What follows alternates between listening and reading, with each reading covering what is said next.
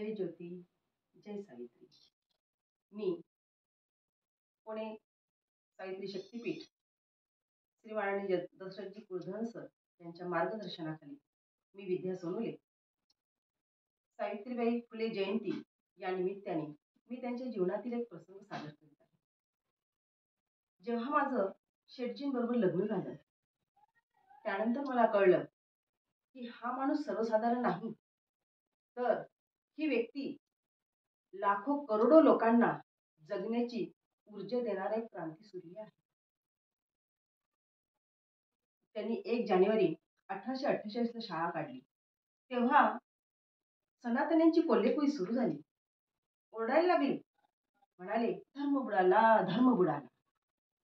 गोरगरिबांनी शिकलं तर यांचा धर्म बुडतो का हो? धर्म माणसासाठी असतो की धर्म हा माणूस हा धर्मासाठी असतो? त्यानंतर शेटजींचं त्यांना त्यांनी घाबरवण्याचा प्रयत्न केला, परंतु शेटजी घाबरले नाही.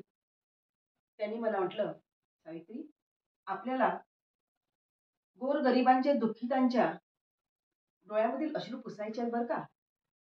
त्यांच्या आयुष्यामध्ये स्वप्नांची फुलबाग आपल्याला फुलवायची आहे. त्याकरता आपल्याला शिक्षण देणं गरजेचं आहे.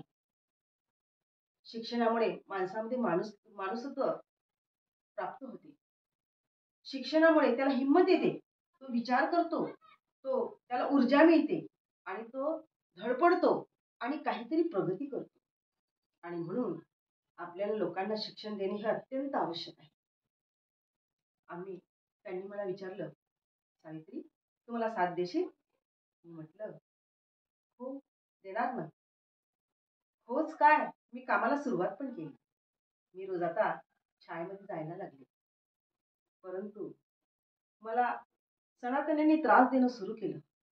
खूप त्रास द्यायचे. माझ्या अंगावर शेण काय टाकायचे, खरकट टाकायचे. एवढंच काय, मला शिव्या शाप द्यायचे, दगडधोंडे मारायचे.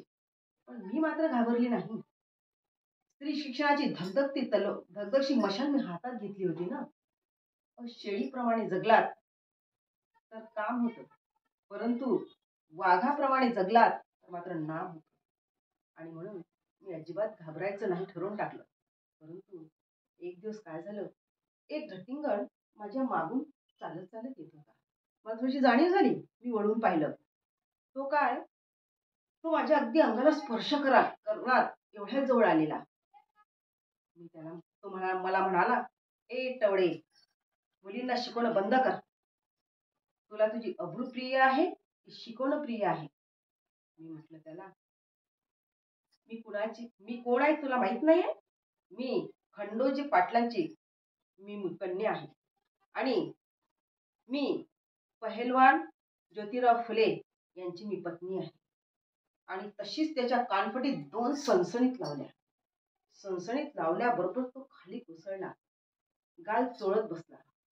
हे दृश्य पाहून त्या सणसणीत मारल्याचा आवाज कदाचित बाजूच्या लोकांच्या कानाचे पडदे फाटलेले असावेत. ते तसेच निघून गेले. कधी निघाले मला कळलंच नाही. हा खाली कोसळलेला थोड्या वेळाने उभा झाला. मी त्याला म्हटलं, आज समोर आलास, तुझं गालफट फोडलं. उद्या जर पुन्हा समोर आलास ना, तुझ्या रक्ताने ही धरती माखवल्याशिवाय मी ठेवणार नाही. आणि तो खाली मान टाकून निघून गेला. ही तेव्हाची क्रांतीची ही हाक होती. आणि ती हाक आजच्या स्त्रियांसाठी ही प्रेरणादायी ठरणार आहे. कारण आजही कर्तृत्ववान स्त्रिया ज्या आहेत त्यांच्या अब्रूवर घाला घालण्याचं काम आजही होत आहे. आणि म्हणून असं जर संकट आपल्यावर आलं तर आपण त्याचा समाचार हा घेतलाच पाहिजे. परंतु त्यासाठी आपली नजर ही सरळ मार्गी असावी, तरच तुम्ही एखाद्याच्या कानशिलात मारू शकता, अन्यथा नाही.